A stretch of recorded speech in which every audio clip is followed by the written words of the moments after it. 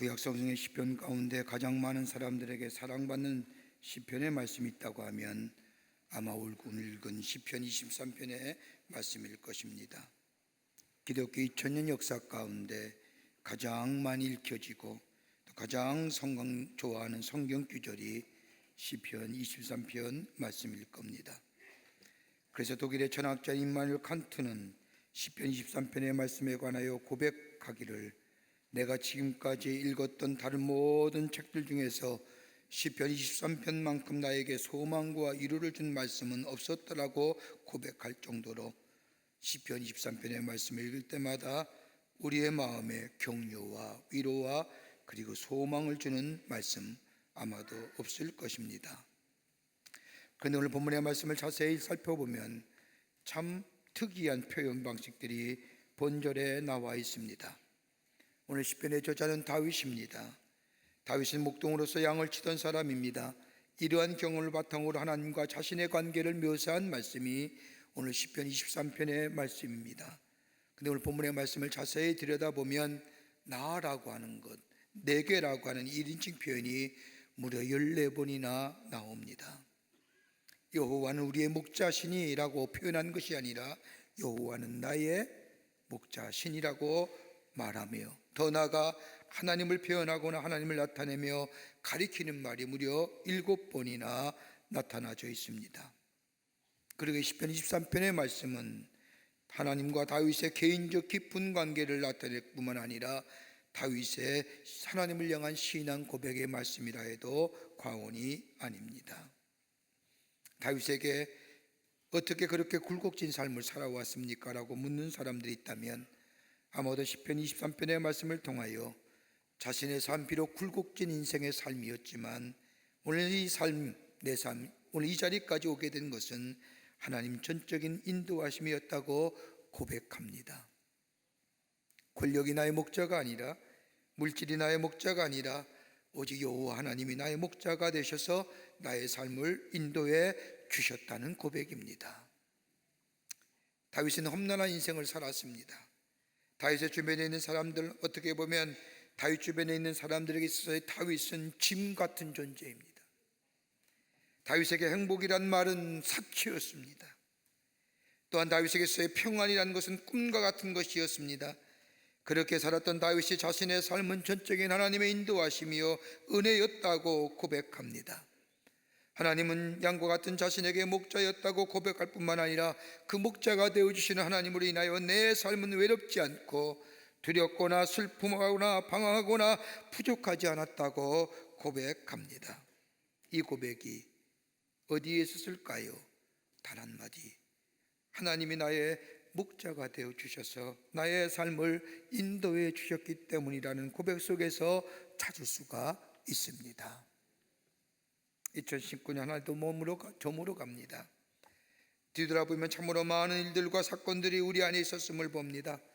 때론 아픔도 있었고 슬픔도 있었고 우리를 하여금 절망케 하는 일도 있었습니다. 그럼에도 불구하고 한 해의 삶을 뒤돌아보면서 오늘 송년주일을 보내며 하나님 앞에 예배하는 이 시간, 우리들의 하나님을 향한 고백이 어떤 것일까요?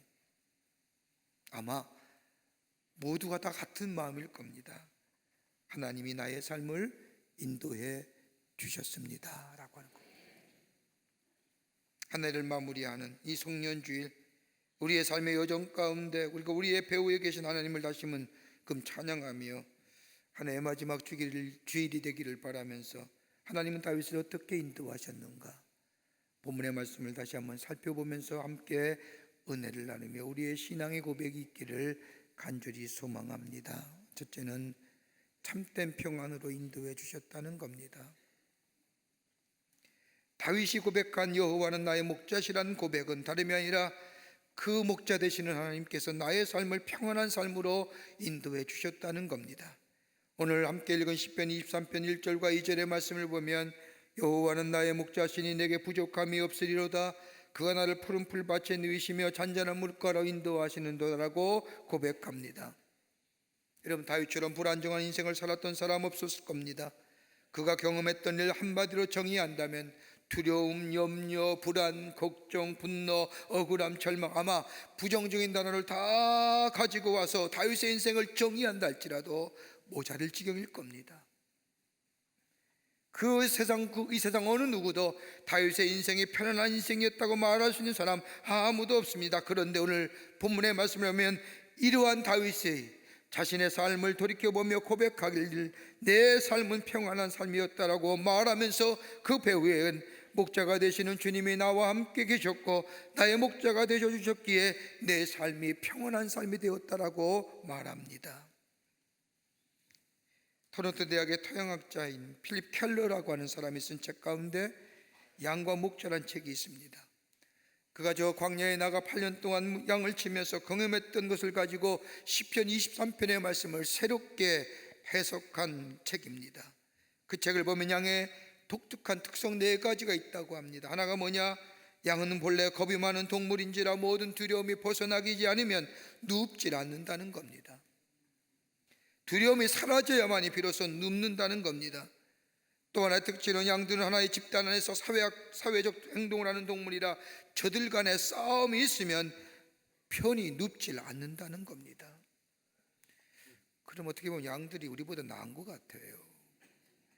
온통 싸움질하는데 우리는 편히 누워 잤지 않습니까? 양들은 못 잔답니다.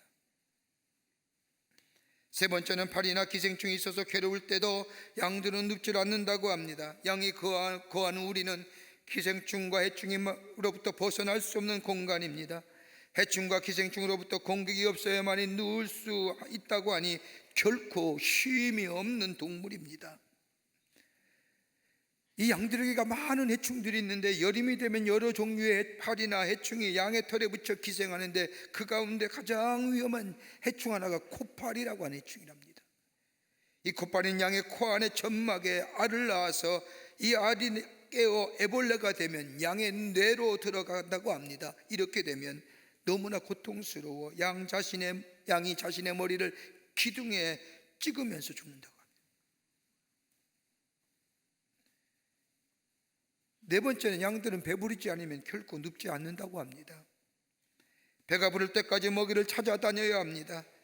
목축업을 하는 나라들을 보면 대부분이 다 건조하고 비가 적습니다. 그래서 푸른 초장을 찾는다는 것은 쉬운 일이 아닙니다. 목자들이 땅을 잘 관리하지 아니하면 푸른 초장을 찾아볼 수가 없습니다. 그런데 신기한 것은 푸른 초장을 찾아다녀야 배불러야만이 눕는 이 양들이 목자가 곁에 있으면 눕는다는 겁니다. 목자의 존재 자체가 양들에게는 다른 그 어떤 것보다 중요하다는 겁니다. 두려움과 긴장과 괴로움과 배고픔에서 벗어나 확실한 자유와 만족이 있어야만이 눕는 이런 양들, 이 양의 문제를 해결할 수 있는 단 한 사람, 목자밖에 없습니다. 그러게 다윗이 고백한 여호와는 나의 목자시니 내게 부족함이 없다는 고백은 그의 삶이 그러했다는 겁니다. 내 일생을 뒤돌아보니 나에게는 쉬는 날이 없었다는 겁니다. 평안한 날이 없었습니다. 그러나 그 나의 평안하고 불안한 나의 삶, 평안이 없는 나의 삶 속에 주님이 목자 되셔서 나로 하여금 편히 쉬게 하셨고 나의 삶을 평안한 삶으로 인도해 주셨다는 겁니다. 여러분, 인생에서 가장 큰 문제가 뭘까요? 우리 삶에 목자는 물질의 문제고 건강의 문제라고 얘기하지만 여러분, 물질과 건강의 문제는 우리의 큰 문제가 되지 않습니다. 다름 아닌 우리 내면 속에 가지고 있는 염려라는 겁니다. 염려 때문에 불안해하고 염려 때문에 걱정합니다.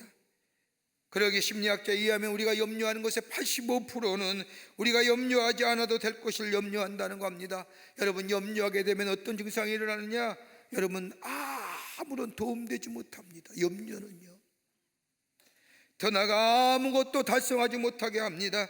더 나아가 우리의 문제 해결에 도움이 되지 못합니다. 더 나아가 우리 안에 평안을 앗아갑니다. 그러기 염려란 단어의 고전적 영어의 뜻을 보면 질식시키다, 숨막히게 하다는 뜻입니다. 염려는 우리에게 기쁨과 감격을 뺏어갈 뿐만 아니라 우리 안에 평안함을 사라지게 합니다. 여러분, 우리가 자리에 눕지만은 평안해서 자리에 눕는 사람이 얼마나 있을까요? 여러분, 어젯밤 주무실 때 평안한 마음으로 주무셨어요? 몸이 피곤하니까 견디지 못해서 주무신 거지. 편안한 마음으로 눕는 분 얼마나 계십니까? 이리 뒤척이고 저리 뒤척이고 우리 마음에 어둠 그림자가 드리워져 있어 걱정과 염려로 이리 뒤척이고 저리 뒤척이는 우리의 모습이지만, 돌이켜보면 걱정과 염려가 가득한 인생이지만, 그럼에도 불구하고 우리 하나님께서 우리의 삶을 평안 중에 인도하셨다. 왜냐하면 우리 주님이 우리의 목자가 되어주셨다는 겁니다. 양과 같은 나에게 우리 주님이 목자가 되어주셨기에 거칠고 힘든 세상 속에도 나의 삶을 평안의 삶으로 인도해 줬다는 것은 우리 주님이 나의 목자가 되어주셨다는 겁니다. 다윗의 고백이 바로 그 고백입니다. 우리도 그렇지 않습니까? 그럼에도 불구하고 우리의 삶 여기까지 올 수 있다는 것, 염려가 우리 마음에 들 때마다 하나님을 향하여 주님이 나의 목자 되어주십니다, 나의 선한 목자가 되어주십니다라고 고백하며 그 주님이 나의 삶 속에 나의 삶을 이끌어 오셨기에 평안한 가운데 오늘 이 자리에 우리가 여기까지 오게 된 줄 믿습니다. 그 하나님을 향하여 주님이 나의 목자 된다고 고백하게 될 때에 주님은 우리의 삶 속에 새로운 미래를 여시고 새로운 축복으로 예비하시며 그 축복의 길을 열어주시는 놀라운 은혜가 우리 가운데 있게 될 줄 믿습니다. 두 번째는 하나님의 보호하심이 함께 하셨다는 고백입니다. 본문 23편 3절과 4절의 말씀을 보면 내 영혼을 소생시키시고 자기 이름을 위하여 의의 길로 인도하시는도다. 내가 사망의 음침한 골짜기를 다닐지라도 해를 두려워하지 않을 것은 주의 지팡이와 막대기가 나를 안위하시나이다. 목자가 되어주시는 주님께서 내 자신의 영혼을 소생시켰을 뿐만 아니라 사망의 음침한 골짜기를 다닐지라도 선한 목자가 되어주셔서 나를 지켜주셨다는 겁니다. 여러분, 여기서 말하는 사망의 음침한 골짜기는 히브리 말로 짤마웨트라고 말하는데 깊은 어둠, 사망의 다른 말로 하면 어둠의 깊은 골짜기를 말합니다. 필립 켈러라는 교수에 의하면 양은 시력이 나빠서 습관에 의해서 살아가는 동물이라는 겁니다. 여러분, 양의 위험은 외부에서 오는 것이 아니라 양 자체가 가지는 습관과 속성 때문에 만들어진 위험이 더 많다는 겁니다. 여러분, 양에게서 가장 치명적인 것은 양이 뒤집어질 때에 팔과 다리가 하늘을 향해 있을 때에 가장 위험하다고 합니다. 이럴 때 양은 스스로 일어나지 못한다고 합니다. 양의 팔과 다리가 하늘을 향해 있을 때에 양의 위에 가스가 차고 혈액의 공급이 막히고 햇빛이 그 위에 내리쬐게 되면 양은 수십 시간 안에 죽고 만다는 겁니다. 여러분, 성경에서 말하는 선한 목자가 어떤 목자일까요? 양심이 있고 마음이 착하고 도덕적인 옳은 사람을 가리켜 선한 목자라고 얘기하지 않습니다. 예수님이 말씀하신 선한 목자의 의미는 양을 잘 알아서 양을 부지런히 돌보는 자가 선한 목자고, 신실하고 성실하게 돌보는 자가 선한 목자입니다. 양이 어떻게 돌아봐야 하는 이가 목자고 선한 목자입니다. 그러기에 다윗이 주님이 나의 선한 목자가 되어준다는 이 고백은 하나님께서 선한 목자가 되어주셔서 나의 삶을 부지런히 돌보아 주셨다는 겁니다. 마치 양처럼 사지가 하늘 향해 스스로 일어설 수 없는 좌절과 절망의 상태에서 나를 일으키시고 세워 주셨다는 겁니다. 여러분, 양이 어느 때 뒤집어지느냐, 넘어지느냐, 양이 편안한 것, 안전한 것을 좋아하기에 약간의 움푹파온 곳에 있으면 그것에 기대다가 잘못되어 기대온 뒤집어진다는 겁니다. 또 양은 자기 배 털에 많은 배설물과 좋지 못한 것이 묻으면 그 무게를 견디지 못해서 주저앉으며 뒤집어진다는 겁니다. 여러분, 양의 털을 깎는 것이 단순히 그 털을 팔아서 수익을 얻는 것이 아니라 위생의 목적인 것. 이럴 때 목자는 열심히 양들을 돌보며 양을 일으켜 세워줍니다. 그게 소생시키시고 회복시켜준다는 겁니다. 그리고 양들이 넘어졌던 웅덩이를 메꾸어줍니다. 양의 털을 깎아줌으로 인하여 양들의 짐을 더 가볍게 해줍니다. 양들이 살이 쪄서 자주 넘어진다고 생각하면 목자는 일부러 저 높은 산지로 양들을 인도하여 양들에게 쓸데없는 살들을 빼게 한다는 겁니다. 이러던 양들은 자신이 가지고 있는 습성으로 인하여 그 삶 자체가 위험한 겁니다. 그런데 다윗은 고백하기를 내가 사망의 음침한 내 습성, 내 욕심, 내 욕망의 골짜기에서 내 영혼을 소생시켜주고 내 영혼을 살게 해 주셨다는 겁니다. 여러분, 우리가 가지고 있는 습관과 욕심과 욕망대로 우리의 인생이 되었다고 한다면 아마 우리의 인생은 파멸로 끝냈을 겁니다. 내가 하고 싶은 일, 우리가 가지고 싶은 욕망들, 욕심들, 우리가 하고 싶은 대로 다 되었다고 한다면 아마 우리가 여기까지 올 사람은 아무도 없었을 겁니다. 우리가 가지고 있는 욕심과 욕망대로 되어진 것보다 되지 않은 것이 더 많았기에, 우리가 생각하는 것처럼 되지 않았기에 오늘 이 자리에 모여서 하나님 앞에 감사 고백하며 예배합니다. 안 그렇습니까? 내 마음대로 되셨다면 여기 오셨겠습니까? 내 뜻대로 내 모든 것이 다 욕심과 욕망대로 이루어졌다고 한다면 아마 이 자리에 오실 분은 아무도 없을 겁니다. 여러분은 어때 우리의 인생에 넘어질까요? 우리의 인생의 여정 가운데 편해 보이는 곳에 눕다가 넘어지거나 양들처럼 뒤집어져 팔과 다리가 하늘 향해 혼자 스스로 일어설 수 없는 그런 지경의 삶, 여러분 한 해 살면서 얼마나 많았습니까? 욕심으로, 욕망으로 물질을 더 얻어보겠다고 신앙의 모습보다는 세속적인 모습으로 더 많은 것을 가지려고 하다가 내 인생에 많은 것들을 가지고 많은 것들을 내가 소유하고다 그거 짓고 가다가 지치고 쓰러져 주저앉을 때가 얼마나 많았습니까? 그런데 우리 주님께서 목자가 되어주셔서 우리의 인생의 짐을 대신 져주실 뿐만 아니라 목자가 양의 털을 깎아 주듯이, 그래서 무거운 것을 덜어주듯이 우리의 문제를 해결해 주시면서 우리로 하여금 다시금 우리의 인생의 여정을 걸어가게끔 가볍게 해 주시며 인도해 주시지 않으셨습니까? 우리가 너무 기대해져서 교만해져서 아무것도 알지 못할 때 우리 하나님은 시련과 연단을 통하여 우리로 하여금 교만할 때 보지 못했던 것들을 보게 하시고 겸손하게 하시고 낮추시고, 그때는 그것이 무엇인지 잘 몰랐지만은 시간이 지나는 후에 보니 그때의 시련과 연단이 있었기에 오늘 내가 그곳에 사망의 음침한 골짜기도 모르고 가려 했던 우리의 삶, 시련과 연단을 통하여 우리의 신념과 생각을 깨게 하시고 그 골짜기에 걸어가지 않게 하시고 우리와 하여금 더 겸손하게 풍요롭게 우리의 삶을 살 수 있도록 인도하지 않으셨습니까?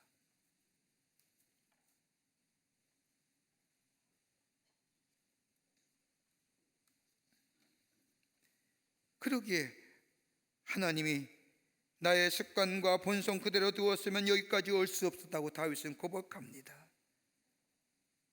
하나님 나의 선한 목자가 되어주셨기에 내가 비록 내 욕심과 내 습성대로 사망의 음침한 골짜기를 따라갈지라도 우리 주님은 주의 막대기로 안위하시고 때로는 쳐서 시련과 연단을 통하여 내 신념과 내 고집대로 살지 않도록 꺾으시고 우리의 삶을 풍요롭게 인도하셔서 오늘 여기까지 오게 하셨다고 다윗은 고백하고 있습니다. 중국의 모태 땅에 다스리는 때에 지하교회의 지도자였던 왕명 차오 목사님이라는 분이 계십니다. 예수를 믿는다는 이유 하나로 무려 지하 감옥에 19년이나 갇힙니다.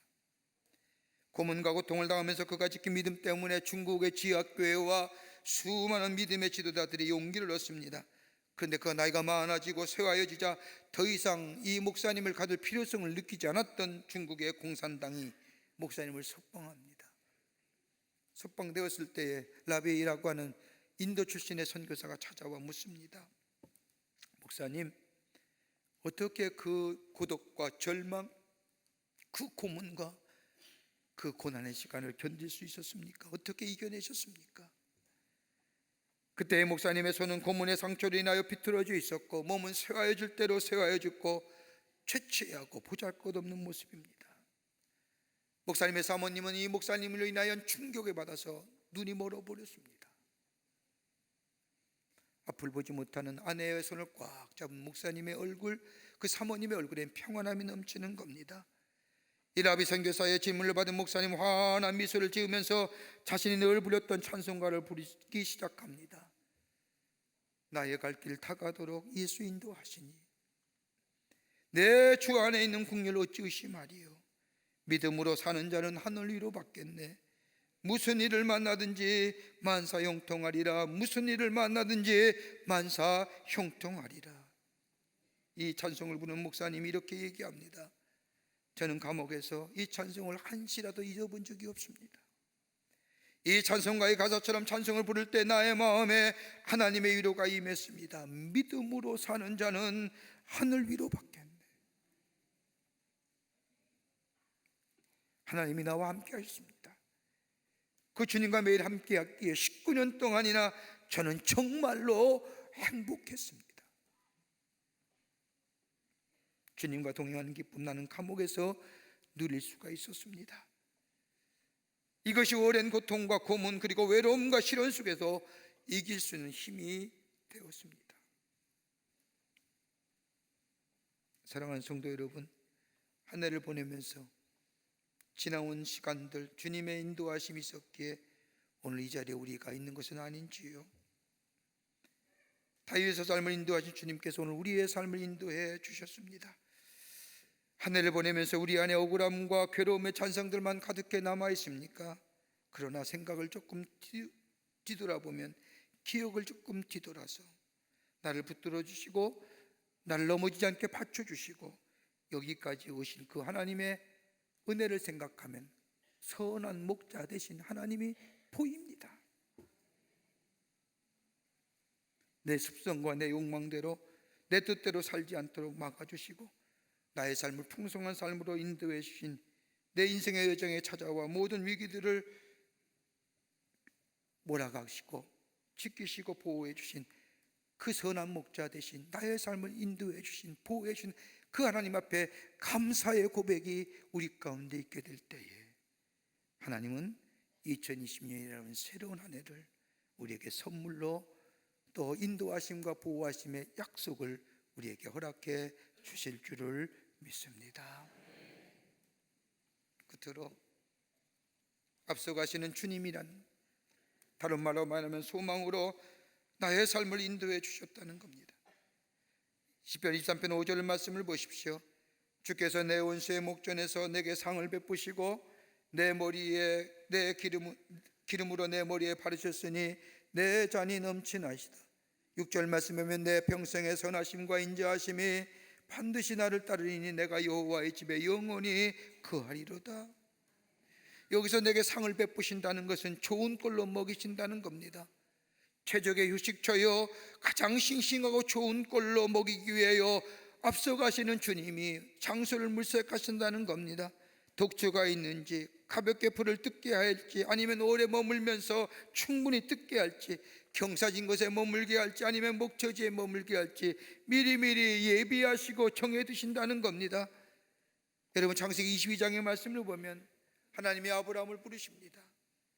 그리고 나서 아브라함에게 말하기를 내 아들 내 사랑하는 독자 이삭을 데리고 모리아 땅으로 가서 내가 내게 지시하는 한 산 거기서 그를 번제로 드리라 말합니다.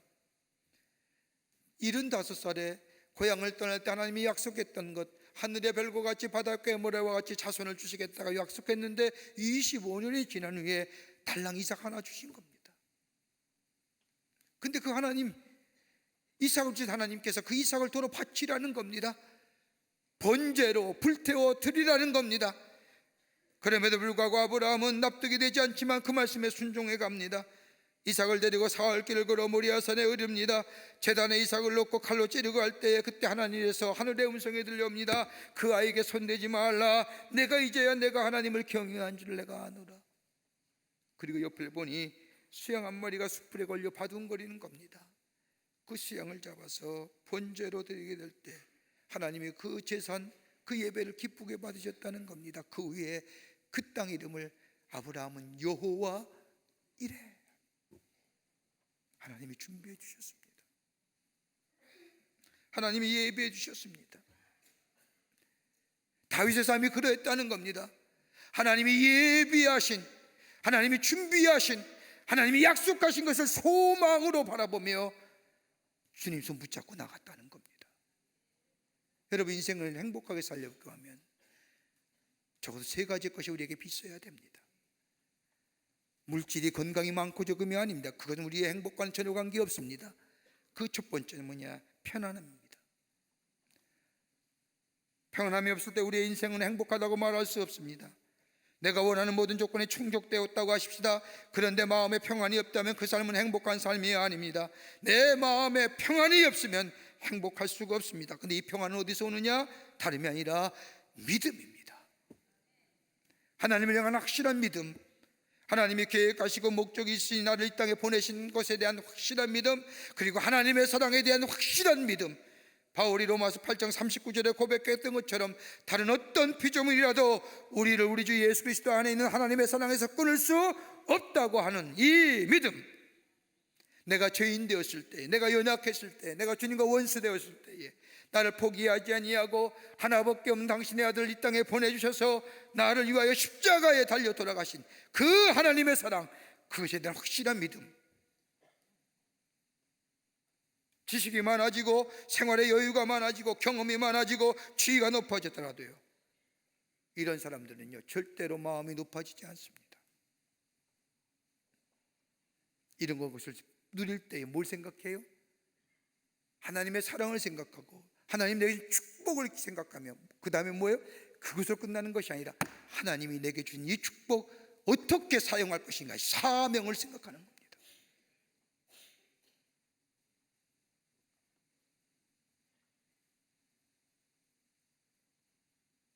고난이 찾아오고 시련이 찾아와도 낙심하고 절망하지 않습니다. 왜요? 하나님의 사랑을 믿기 때문에. 또 하나 있습니다. 행복한 사람들라면 기쁨이 있어야 됩니다. 세상에 기뻐할 일이 있습니까? 여러분, 세상에 주는 기쁨은 오늘의 기쁨이지 내일의 기쁨이 되지 못하지 않습니까? 영원합니까? 여러분, 여러분이 자녀 처음엔 태어났을 때 얼마나 기뻤습니까? 세상을 다 가진 듯 했지요. 지금도 아직도 그런 마음이 있습니까? 다가가면 피하진 않습니까? 징그럽다고는 하지 않습니까? 여러분, 시련과 고난을 많이 겪은 사람의 공통점이 뭐냐? 감정의 표현이 없습니다. 이러한 사람들이 다른 사람이 기뻐하는 것을 보면 에헤이, 얼마 뒤에 저것이 슬픔이 변할 텐데 맹소적이 돼요. 슬퍼하는 사람 보면 뭐 세상 사는 것이 다 슬픔이지 라고 얘기합니다. 왜요? 기쁨이 없잖아요. 기쁨이 없다는 건 뭐예요? 내 삶 속에 사랑이 고갈되는 거예요. 사랑이 고갈되면 기쁨 없어요. 가끔 보면 자신보다 덩치 큰 아이를 조그마한 체구의 어머니가 업거나 안고 갑니다. 그런데 이상한 것은 그 덩치 큰 아이를 안고 가면서 결코 힘들지 않다고 얘기합니다. 아니, 힘들다고 얘기한 사람 본 적이 없습니다. 그 무거운 아이를 안고 가면서도 그 아이가 한 번이라도 자신을 향해 웃어주면 세상에 가장 행복한 표정을 지으며 낑낑거리고 안고 갑니다. 여러분, 그러다 보니 어머니들 보십시오. 한결같이 팔뚝이 굵습니다. 정작 어머니는 굵은 줄 모릅니다. 아니, 굵어가는 줄 모릅니다. 왜요? 기쁨이 있으니까. 내가 정말로 사랑하는 사람이 있구나 하고 느낄 때 기쁨이 있는 겁니다. 또 하나 있습니다. 의미입니다. 인간은 의미를 추구하는 존재입니다. 아무리 좋은 일, 유익한 일이 있다 하더라도 의미가 없으면 삶은 공허해집니다. 의미가 없는 것을 추구하면 짐승과 같습니다. 잠시 즐길 수는 있을지 모르지만 지속할 수 없습니다. 그러나 하는 일에 의미가 있고 가치가 있다고 하면 힘이 들고 어렵다 할지라도 그거 이겨내며 담대히 해나갑니다. 오스트리아 출신의 심리학자인 빅터 프랭클이라고 하는 사람이 로고테라피라고 하는 상담 이론을 만들었습니다. 이 상담 이론은 의미요법이라는 의미로 해석이 돼서 사용되고 있습니다. 빅터 프랭클린이 저 폴란드의 9시 수용소에 유태인한 이유 때문에 갇혔을 때에 그가 그것에서 보고 경험한 것이 뭐냐? 그 죽음의 문전 앞에서 언제 어느 때에 한 줌의 가스로 사달지 못한 인생의 절박함 앞에서 살아나는 사람이 있는데, 살아나는 사람이 어떤 사람이냐? 조사해봤더니 다 삶의 의미를 가지고 사는 사람이었다.